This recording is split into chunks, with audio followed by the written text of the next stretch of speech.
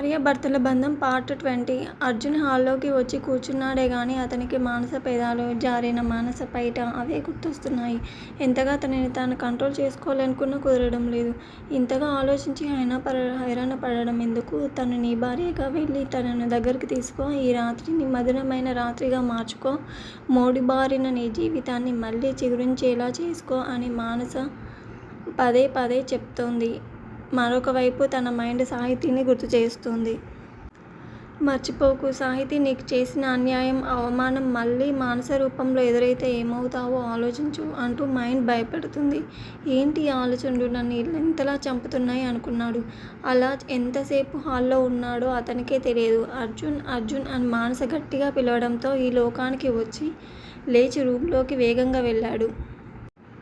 మానస లేచి కూర్చొని పిచ్చి చూపులు చూస్తోంది. ఏమైంది మానస అన్నాడు డోర్ దగ్గరే నిలబడి. ఎక్కడికి వెళ్ళిపోయారు? నాకు చాలా భయమేసింది. ఏదో పీడకల వచ్చేసింది అంది. నేను ఇప్పుడే కిచెన్లోకి వెళ్ళాను నీళ్లు తాగడం కోసం అన్నాడు. సరే తాగారా అంది నిదానంగా. ఊ అన్నాడు బెడ్ మీద దగ్గరకు వచ్చి.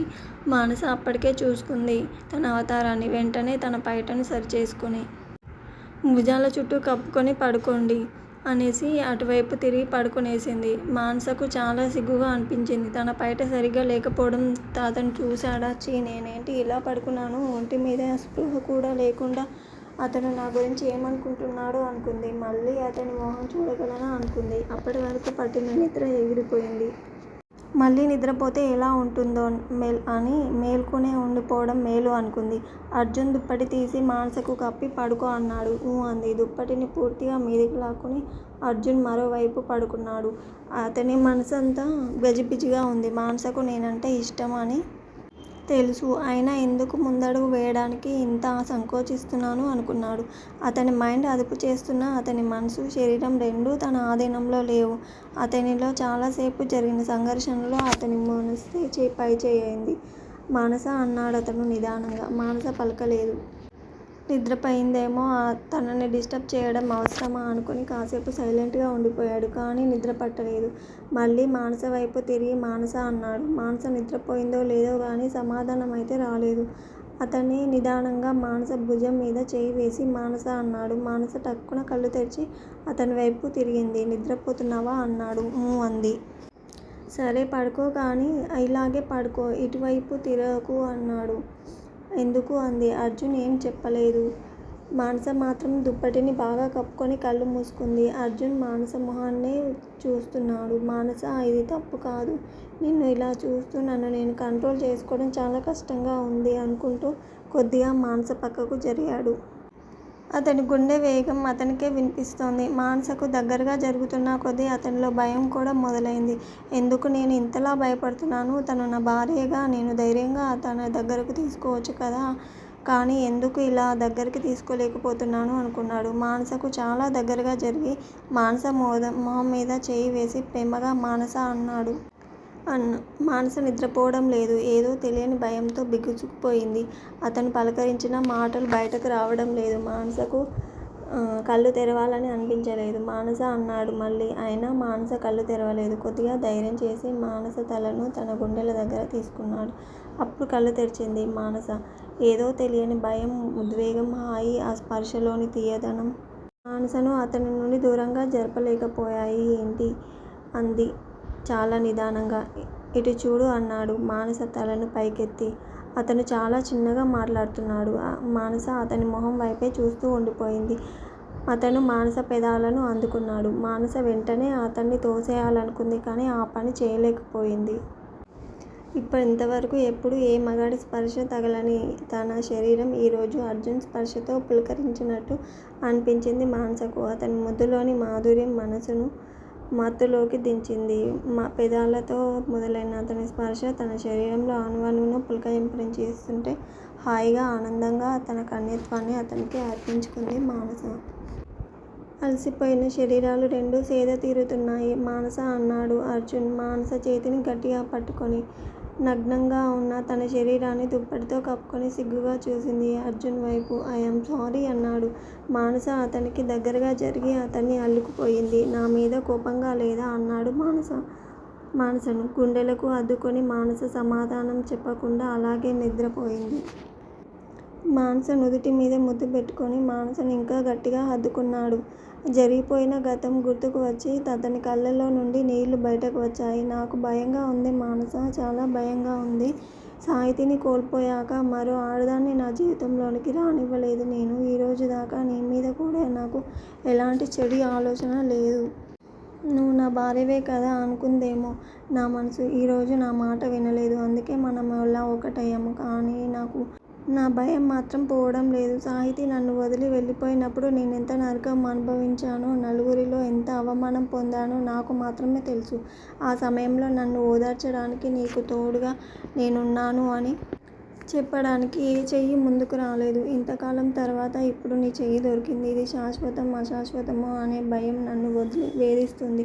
ఒంటరితనం నాకు కొత్తేమీ కాదు. కానీ ఈ రాత్రి నా జీవితంలో మర్చిపోలేని రాత్రి.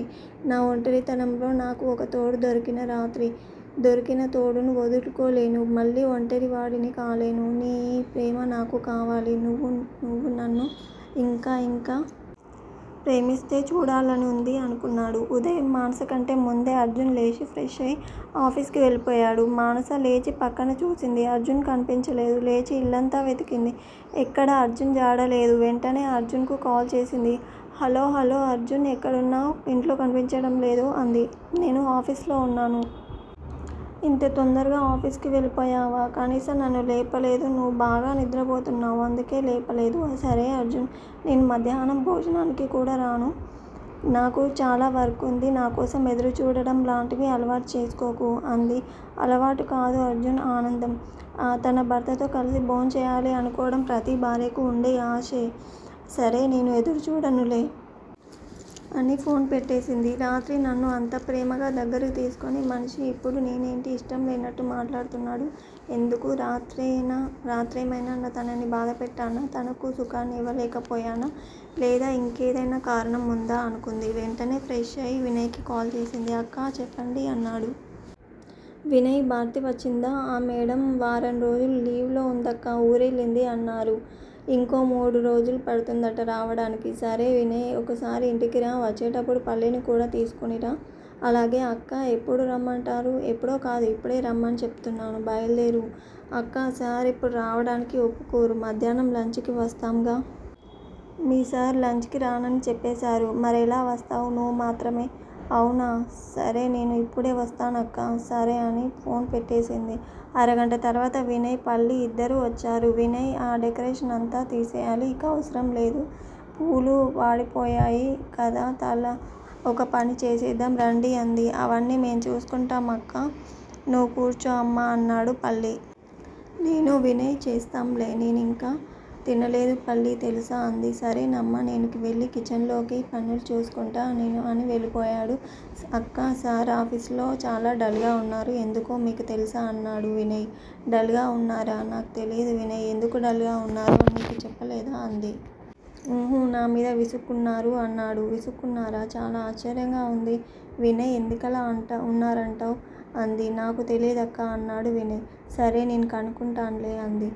అన్నాడు వినయ్. ఇద్దరూ ఇంటిలోని డెకరేషన్ అంతా తీసేసి ఇల్లంతా క్లీన్ చేశారు. హాల్లోని ఫోటోలన్నీ తీసి వరుసగా చాలా అందంగా, చూడగానే మనసుకు హాయిగా అనిపించేలా సర్దించింది.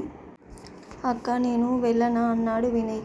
వినయ్, ఎలాగూ లంచ్ టైం అయిందిగా, తినేసి వెళ్ళు. అలాగే సాయంత్రం మీ సార్తో పాటు వచ్చేటప్పుడు నీ లగేజ్ కూడా తెచ్చుకో. ఇక నుండి ఇక్కడే ఉండొచ్చు అంది. ఇక్కడేనా? సార్ని అడుగుతాను అన్నాడు. అడుగు, నేను చెప్తానని చెప్పి అడుగు, సరేనా అంది. అన్నాడు. భోజనం తినేసి ఆఫీస్కు బయలుదేరాడు. అంతలోనే అర్జున్ ఆటోలో వచ్చి ఇంటి ముందు దిగాడు. సార్ అన్నాడు వినయ్ ఆశ్చర్యంగా. కారు నీ దగ్గర ఉందిగా, అందుకే ఆటోలో వచ్చాను అన్నాడు. సారీ సార్ అన్నాడు. పర్లేదు, కాసేపు ఆగు, వెళ్దాం అనేసి అర్జున్ లోపలికి వెళ్ళిపోయాడు. పల్లి అన్నాడు అర్జున్ లోపలికి రాగానే. సార్ అనుకుంటూ పల్లి హాల్లోకి వచ్చాడు. మానస ఎక్కడుంది అని అర్జున్ ఊరకంటితో వెతుకుతున్నాడు. లంచ్ రెడీనా అన్నాడు. అయింది సార్ అన్నాడు. మానస ఎక్కడ అన్నాడు. రూమ్లో ఉంది సార్, ఇప్పుడే వెళ్ళినట్టుంది అన్నాడు. సరే, ఇప్పుడే వస్తాను అనేసి రూమ్లోకి వచ్చాడు. మానస పడుకొని ఉండడం చూసి కొంచెం టెన్షన్లో పడ్డాడు.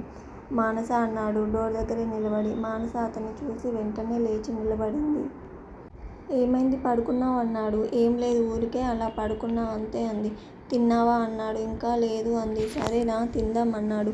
మీరు రానన్నారు కదా అంది అతనికి ముందుకు వచ్చి. అన్నాను కానీ ఇప్పుడు వర్క్ లేదని వచ్చేశాను అన్నాడు. నీకోసమే వచ్చామని అబద్ధం చెప్పినా నమ్మేసేదాన్ని. ఎంత బాగుండేదో ఆ అబద్ధం అంది అతని కళ్ళల్లోకి చూస్తూ. అతని గుండె పిండేసినట్టుగా అనిపించింది ఆ మాటకు. మానస నేను నీకోసమే వచ్చాను అని చెప్పాలని నోటి వరకు వచ్చిన మాట గొంతులోనే దాచేశాడు. వెళ్ళి తిందాం అన్నాడు అర్జున్. ఒక నిమిషం అంది మానస.